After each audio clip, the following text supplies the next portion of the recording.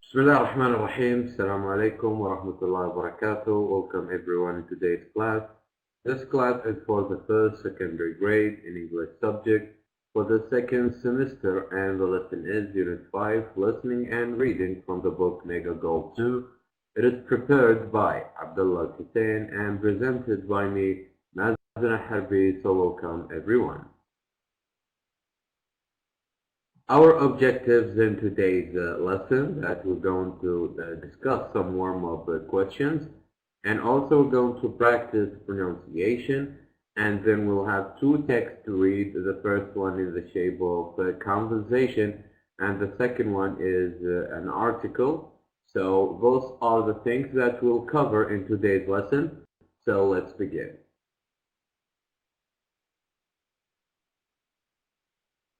Our first warm-up question is, do you know the difference between discoveries and inventions? Do you know the difference between discoveries and inventions? If you remember in the last lesson we did talk about this. We said that discoveries are something that we found, something where existed before and we found, like oil, for example. And inventions, what we mean by inventions is creating something out of nothing, okay? So, for example, the telephone is an invention, electricity is an invention. So, are the difference between discoveries and inventions. So, discoveries are those kind of things that already existed and we found them. And inventions are, what we mean by inventions are those kind of things that were not existed, were not available until we create them, we as a human being. So this is the difference between discoveries and inventions. So again, as we said, an invention is something that is created. An invention is something that is created, and a discovery, something that is found or found out about. For example, we discovered the sun, okay? This is, or we discovered the solar system, planet, the planet's creation, and also here in invention, something that we created, okay? So we gather pieces of information together, and we create something, okay, like for example electricity, as we say. So this is again the difference between invention and a discovery.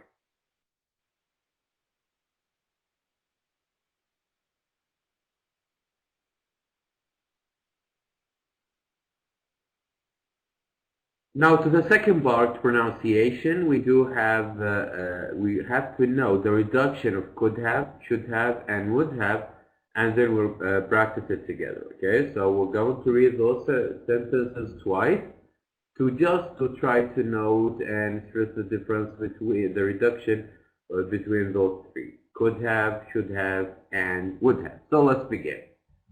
I could have traveled. I could have traveled. He should have studied harder. He should have studied harder. He would have been really happy. He would have been really happy. So with could have, and should have, and would, actually there is a difference in pronunciation in terms of reduction. Okay, so this is how we pronounce it. So I'm going to say it again and try to practice with me. I could have traveled. He should have studied harder. We would have been really happy. He would have been really happy. Okay, so the other differences, reduction. Now, to the third part, we're moving to the third part of our lesson. We have a conversation. We're going to read this conversation and we'll try actually to find examples of could have, should have. While we're reading, we'll try to find out the example on using could have, should have, and also would have. Okay, so let's begin and see and try and read this conversation.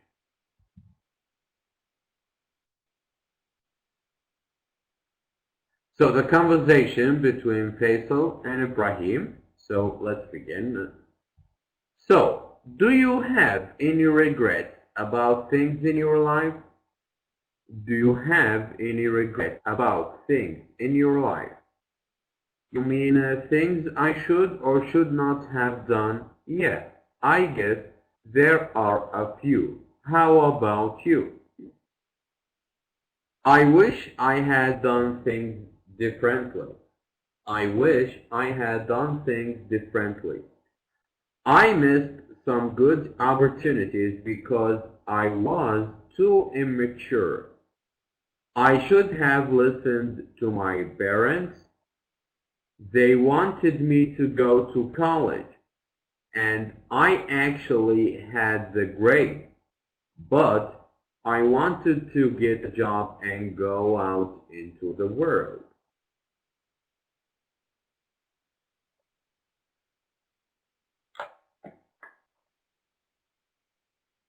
Well, you did very well for yourself.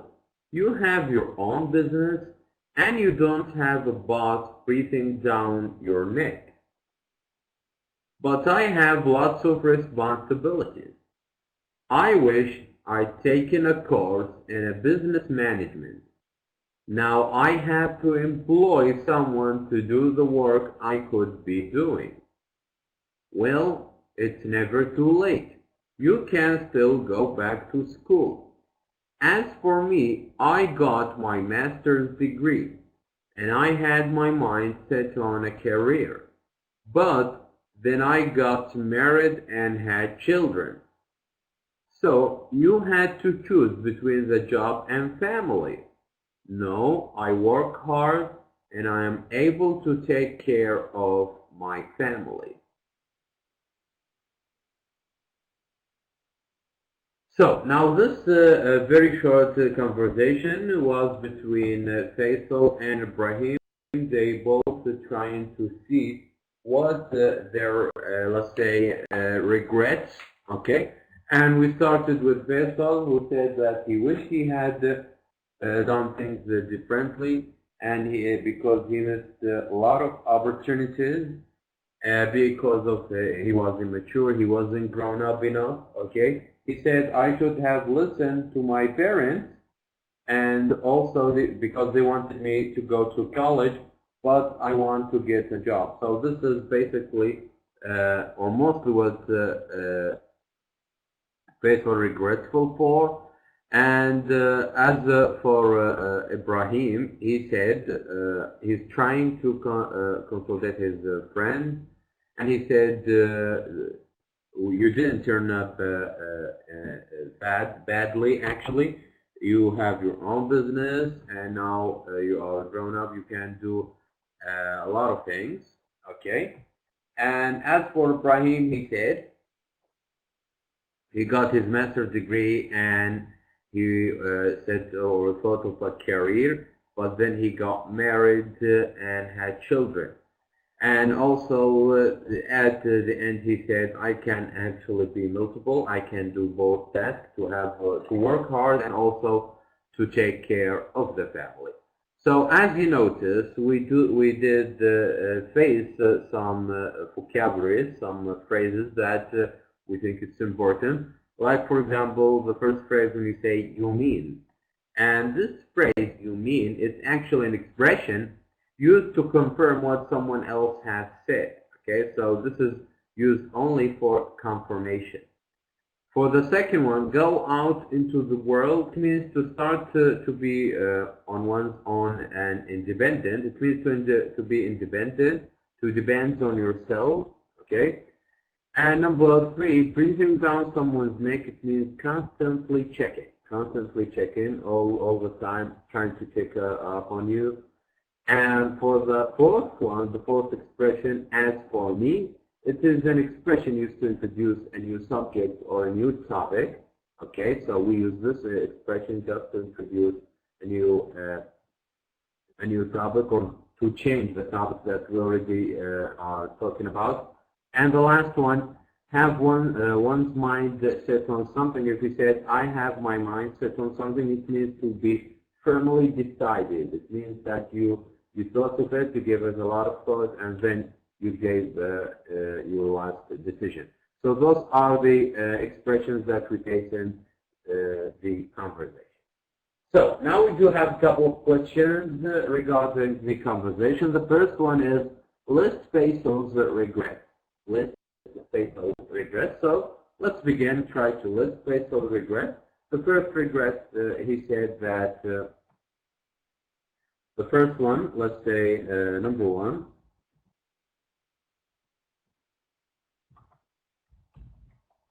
Number one is that he didn't listen to his parents. Okay, let's say he did not listen to his parents. Okay, this is the first regret. This is the first regret of Faisal. Okay, that he did not listen to his parents. He did not listen to his parents. This is the first one. As for the second one, he said that he didn't go to college. He didn't go to college. This is the second one. He did not go to college. He did not go to college. This is the second one.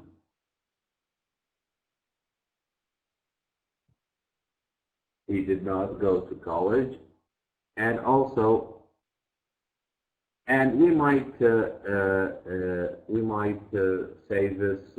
We can say this is not a regret because it's something that he can recover. But according to him, he said that he didn't take a business management course. He didn't take a business management course. He didn't take a business management course.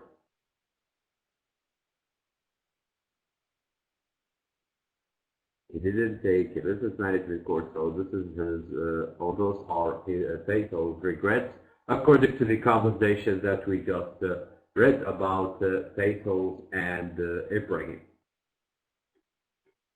So the second one, the second question said, in your own words, in your own opinion, write about Ibrahim's life. Write about Ibrahim's life. So as we read that Ibrahim had he got his master's degree, and he had a job, and he also got married and had children. So we can say Ibrahim has the normal life, okay, or let's say regular life like everyone else, okay. So we can say Ibrahim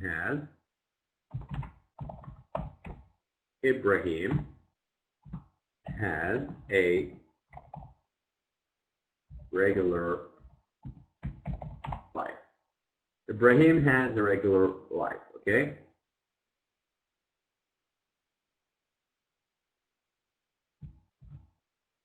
Ibrahim has a regular life, okay?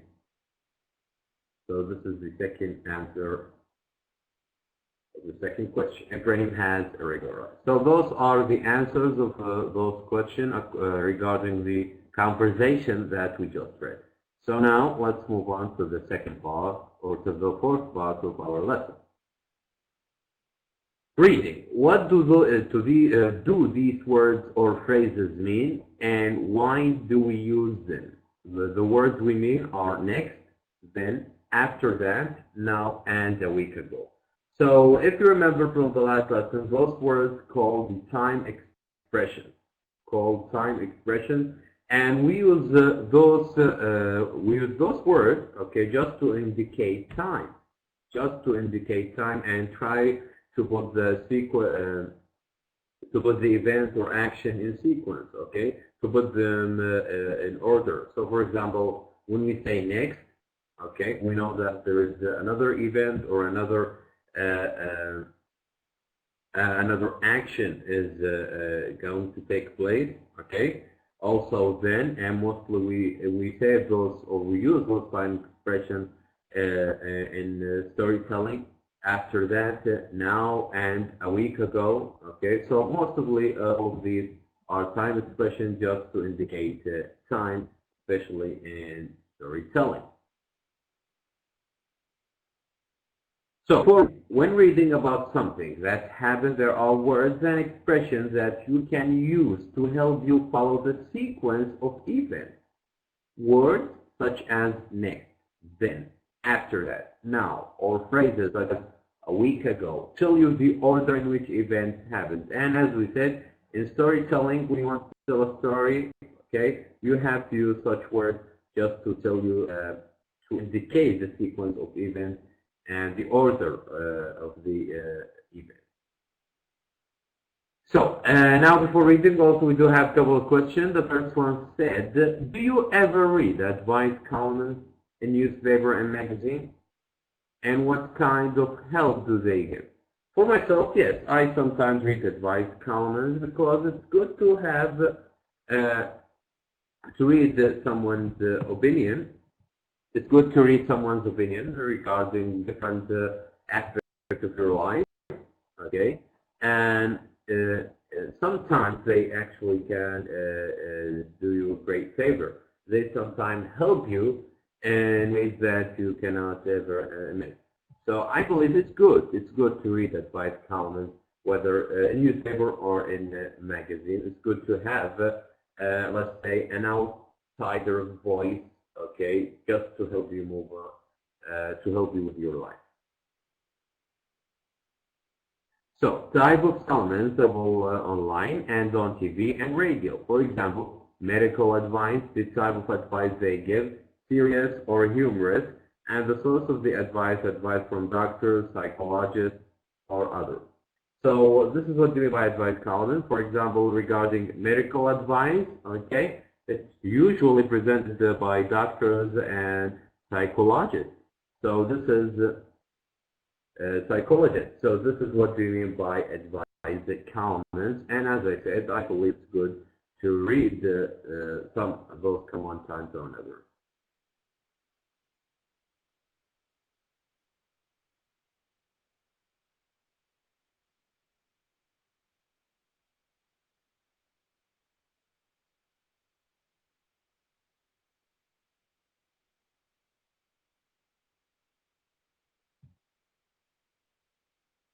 Now we'll move on to the next slide to start reading this column and also try to answer a couple of questions about it. So, this is, before we read, this is example on advice column, as you can see here. Okay, it's an advice column. It's a clip from a magazine. And here are the most popular advice columnists. For example, Dr. Phil, Dr. Tariq Al-Habib, and Dr. Oz. So those, like those people who specialize in their field, who can write an advice column just to help people with their own specialty. So the idea that the real purpose of advice column is to entertain people, not to give actual advice. So do you agree or disagree with this idea? Do you agree with the idea that the real purpose of actually writing an advice column is just to entertain them, not to give them help, not to give people a real help or an actual advice? So I actually disagree with this idea, because people can use another entertainment method, let's say another entertainment tool, okay? But when it comes to those people who are very specialized in their field, they must give an actual advice just to help people. So for myself, I disagree with this idea. So let's read and see what this reading will tell us about advice column. So, first, What do you think the letters about? Confused friend and honest but wondering why. So here is Amaria's advice column, and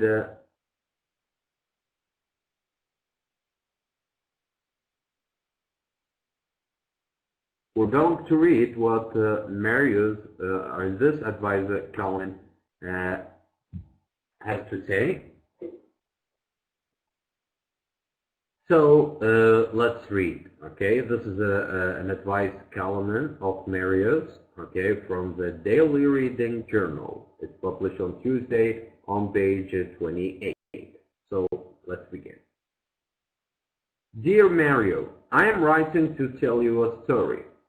It is too late for you to tell me what to do now, but maybe you could tell me what I should have done. Your advice might be useful to others in similar situations. My best friend borrowed some money from me when we were out shopping at the mall.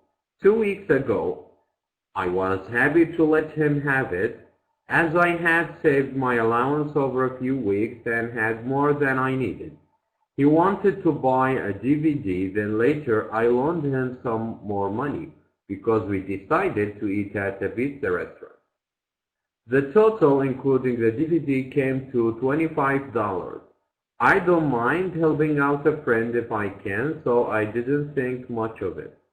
Last week, we were at the mall, and I needed to buy some shoes. They were rather expensive, and I asked him if he could give me some of the money I had loaned him. He gave me a very funny look, threw a $20 bill at me and walked away. I was really upset, so I decided to call him when I got back. He told me that he never wanted to have anything to do with me again. He said I had embarrassed him at the shop and that I should not have asked him for the money in public. He thought I had done it on purpose because I didn't trust him. I am really devastated. I've lost my best friend over $25. What do you think I should have done? Should I have just not said anything? Would that have been the right thing to do? A confused friend.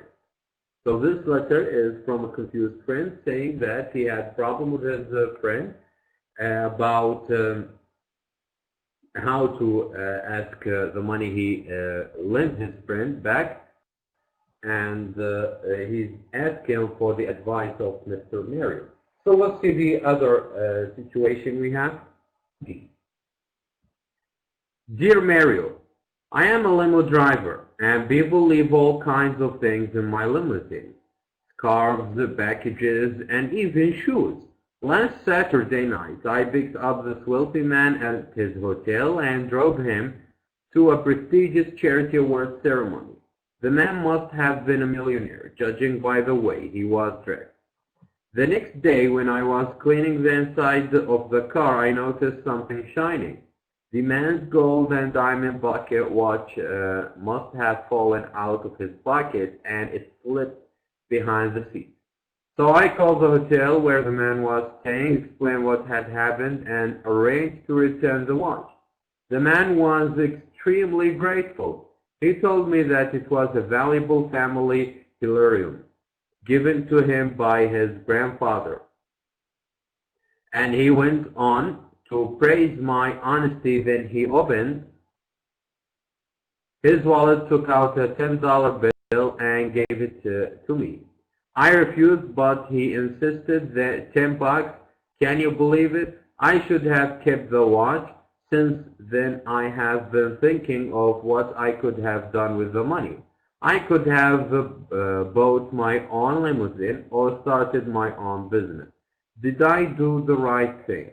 Honest, but wondering why. So this man, he calls himself an honest man, but wondering why he was honest.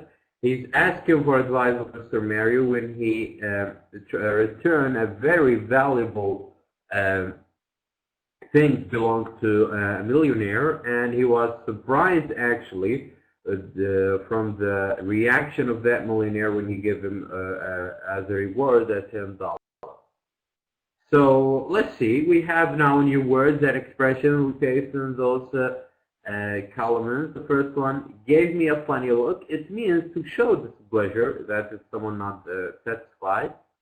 Never want to have anything to do with somebody. It means to not have any social contact, okay? To try to close all relationship between them.